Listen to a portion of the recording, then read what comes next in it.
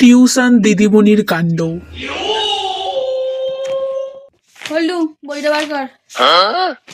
কালকে তো ভালোই নাটক করে পালিয়ে গেলি, বল আজকে আমি ছাড়বো না। আজকে 1 থেকে 2 এর নামটা তুই গোটাটা মুখস্থ করে লিখবি, নাহলে তোকে আমি ছাড়বোই না। খুব তো কালকে বাহানা দিলি, ম্যাম পিটি লাগছি। আজকে কি হলো?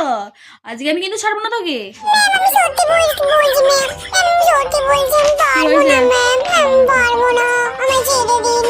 এই ভুলটু, তোর মা কি রান্না করছে রে? ভালোই তো গন্ধ বেরোচ্ছে। হ্যাঁ, বিরিয়ানি? দুপুরে কি খেলি?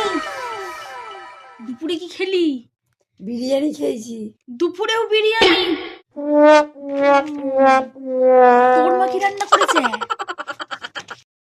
কি রে চম্পা, তোর মাকে তো বলতেও পারি এত ভালো ভালো তোর মা রান্না করে, কিছু তো খাওয়াতে পারে আমাকে নাকি? অত দূর থেকে সাইকেলে করে তোকে পড়াতে আসি।